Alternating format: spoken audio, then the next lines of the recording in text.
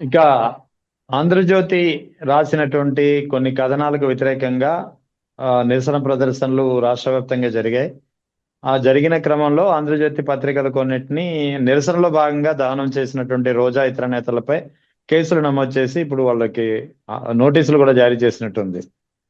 అంటే ఈ జనరల్ గా ఏదైనా నిరసన జరిగినప్పుడు ఆ ఏదైనా తప్పుడు కథనాలు వచ్చాయని చెప్పి భావించినప్పుడు ఆ సంబంధిత పత్రికా కాపీలు తగలబెట్టడం అనేది సాధారణంగా అది నిరసన ప్రక్రియలో ఒక భాగం. అది అంత మాత్రంగా కేసులు కట్టేస్తే ఎలాగా?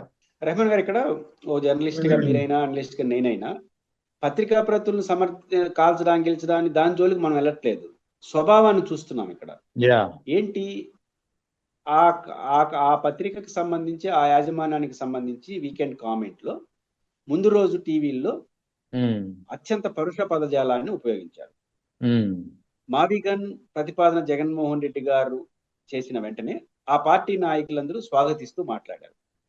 ఒక పార్టీ అధ్యక్షుడు ఒక నిర్ణయం తీసుకుంటే దాన్ని స్వాగతించకుండా నిరసన వ్యక్తం చేస్తారా? దట్టు ఏదన్నా భిన్నాభిప్రాయాలు అంటే ఇంట్లో పోయి చెప్పుకుంటారు. ఇప్పుడు ఆ సదరు పత్రిక ఎండిగా వారు ఒక నిర్ణయం తీసుకుంటే అందులో పనిచేసే జర్నలిస్ట్ ఇష్టం లేకపోతే దాన్నే కొనసాగిస్తాడు. తన అభిప్రాయం ఏంటంటే పోయి లోపల చెప్తాడు. మావిగన్ ప్రతిపాదనను వాళ్ళు స్వాగతించిన వెంటనే బుర్ర తక్కువలుగా, ఇంకా పిల్లై చెల్లెళ్ళు అక్క సంబంధాల పైన కూడా విచ్చలవిడిగా మాట్లాడిన మాటలు మాట్లాడారు. ఇది చాలా పరుష పదజాలం, ఉచ్చరించడానికి కూడా వీలైనటువంటి భాష వాడారు. ఈ మాట నేను ఎందుకు ధైర్యంగా అంటున్నానంటే, మరుసటి రోజు మీ పత్రికలో మీరే రాసుకోవాలి మీరు వాడిన పదాలు. అవును, ముందు రోజు వీకెండ్ కామెంట్ లో చేసిన కామెంట్ ఆటోమేటిక్ గా ఫుల్ స్టాప్ కామాలతో సహా మరుసటి రోజు మీ పత్రికలో రాసుకుంటారు కదా. మరి మీరే రాసుకోలేదంటే అది కరెక్ట్ కాదని మీరు కూడా కన్విన్స్ అయినారు. అంటే అంత పరుష పదాలు అన్నాడు. మీరే ఆ పదాలు వాడడానికి ఇష్టం లేనప్పుడు ఆ పదాలు అనుభవించినటువంటి వైఎస్ఆర్ కాంగ్రెస్ పార్టీ వాళ్ళ కోపం రాదా? వాళ్ళ కుటుంబ సభ్యుల కోపం రాదా? వాళ్ళ పార్టీ నాయకుల కోపం రాదా? కోపం వచ్చినప్పుడు ఏదో ఒక తరహా నిరసన ఉంటుంది. ఫలానా నిరసన కరెక్ట్ అని నేను చెప్పట్లేదు. వాళ్ళ ప్రతుల్ని కాల్చడాన్ని కూడా సమర్థించడం, వ్యతిరేకించడం మన ఉద్దేశం కాదు. వాళ్ళ బాధ ఏం చేయాలి? వాళ్ళు నిజానికి ప్రభుత్వం బాధ్యతాయుతంగా వాళ్ళన్న బాధ్యత కూడా నేను అట్లాంటి వ్యాఖ్యలు చేసి ఉండాల్సింది కాదని విత్డ్రా చేసుకోండాలి, లేదా ప్రభుత్వం నోటీసులు ఇచ్చి ఉండాలి ఇది కరెక్ట్ కాదని. ఈ రెండు చేస్తుంటే వాళ్ళు బయటకు వచ్చిండే వాళ్ళు కాదేమో. పైపెచ్చు రాష్ట్రంలో అన్ని జిల్లాలో కేసు పెట్టారు. మా మహిళల మనోభావాలు దెబ్బతీశారని వైఎస్ఆర్ కాంగ్రెస్ పెట్టింది. కనీసం నోటీసులన్నీ ఇవ్వాలి కదా, ఇవ్వాల. అప్పుడు ఏం చేయాలి? వాళ్ళు ఎక్కడో ఒక చోట కోపాన్ని ప్రదర్శించాలి. ఆ క్రమంలో తిరుపతిలో కూడా రాష్ట్రంలో జరిగినట్టు రోజా గారితో సహా ఇతర ఆ పార్టీ లీడర్లందరూ కూడా నేను కూడా చూశాను పత్రికల్లో దగ్ధం చేసడం. దాని పేపర్లో కూడా కాదు, బహుశా ఎండి గారితో ఎవరితో ఫోటోనో ఏదో చేసినట్టు కామెంట్ చేసిన వాళ్ళ పైన దానిపైన కేసు కట్టారు. అంటే 30 యాక్ట్ అమల్లో ఉంది కాబట్టి ఉల్లంఘించని కేసు పెట్టారు. 35 విచారణకు రమ్మంటున్నారు. బహుశా రోజా గారు ఇతర నాయకులు వెళ్తారు. నా పాయింట్ ఏంటంటే, ఇక్కడ మీరు వైఎస్ఆర్ కాంగ్రెస్ పార్టీ నాయకులు మా మనోభావాలు దెబ్బతిన రాష్ట్రం అంతా కేసు పెట్టారు కదా, మరి దానికి నోటీస్ అని ఇవ్వాలి కదా.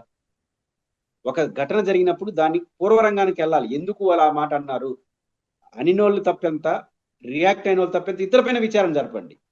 కానీ బాధితులపైన విచారణ జరపడం ఏంది నాకు అర్థం కాదు. వీళ్ళు బాధితులు ఒక రకంగా వైసీపీ వాళ్ళు బాధితులే కదా, ఆ బాధితులపైన చర్చ జరగడం ఏంటి?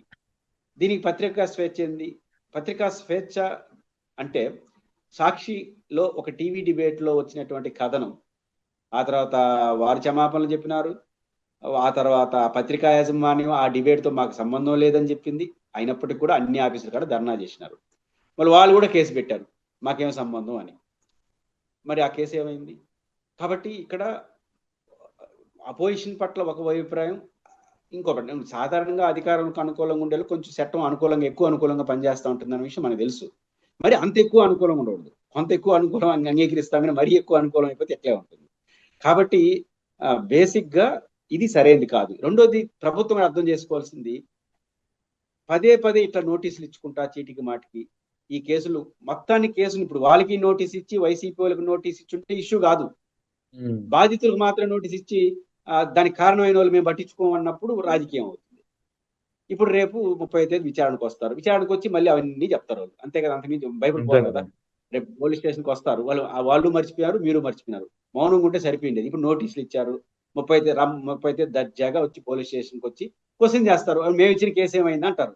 దానికి ఏం సమాధానం చెప్తారు పోలీసులు? మా మీద కేసు పెట్టారు, అదే సంఘటన పైన మా మనోభావాలు దెబ్బతిన్నాయి కదా, మేము ఇచ్చిన కేసు ఏమైంది అని నాకు ఏం సమాధానం చెప్తారు? ఆ పోలీసులు ఏం సమాధానం చెప్పలేదు. ఇదే వచ్చి మళ్ళీ జనాల ముందు వాళ్ళు చెప్తారు. అందువల్ల ప్రభుత్వానికి కానీ వ్యవస్థకు కానీ ఏమైనా ప్రయోజనం ఉందా దీనివల్ల? యా మరొకసారి వాళ్ళు బాధలు చెప్పుకోవడానికి మీరు అవకాశం ఇచ్చినట్టయింది. దట్టు వైఎస్ఆర్ కాంగ్రెస్ పార్టీ నాయకులు కానీ ఎవరైనా సరే పదే పదే పదే ఈ అంశాలు రైజ్ చేస్తే మరింత పట్టు సాధిస్తారు, రైట్ మరింత కానిలే అని తెగింపు వచ్చేస్తుంది. అంటే వైఎస్ఆర్సీపీ వాళ్ళకి మొన్న ఒక వీడియో ఉంది, పాపులర్ వీడియో. మిథున్ రెడ్డి గారు వాళ్ళ పార్టీ కార్యకర్తలు లాంగ్ బ్యాక్ ఓడిపోయిన స్వల్పకాలంలో ఒక మీటింగ్ లో మాట్లాడుతున్నాడు. ఏం మాట్లాడుతున్నాడు మిథున్ రెడ్డి గారు అంటే, నేను మీకు బండ్లు ఏదైనా తగలబెడితే నా డబ్బులతో కట్టిస్తాను, ఇల్లు ఏదైనా కొట్టేస్తే కట్టిస్తాను, మీకు ఆర్థికంగా ఏం నష్టం జరిగినా నేను భరిస్తాను, ధైర్యాన్ని మాత్రం నేను ఎక్కడ కొనివ్వలేను, అది మనం తెచ్చుకోవాలి అన్నాడు. మార్కెట్లో దొరకదు కదా అన్నాడు. ఇప్పుడు ఆ ధైర్యం కూటమి ఇస్తా ఉంది వాళ్ళకి. మిథున్ రెడ్డి గారు ఎంత ఇచ్చాడో నాకు తెలియదు కానీ కూటమి ఇస్తా ఉంది. పదే పదే కేసులు పెట్టి అదే జగన్ మన మిథున్ రెడ్డి గారు కోరుకున్న ఇంజెక్షన్, ధైర్యం అనే ఇంజెక్షన్ కూటమి ప్రభుత్వం వాళ్ళకి ఇస్తా ఉంది.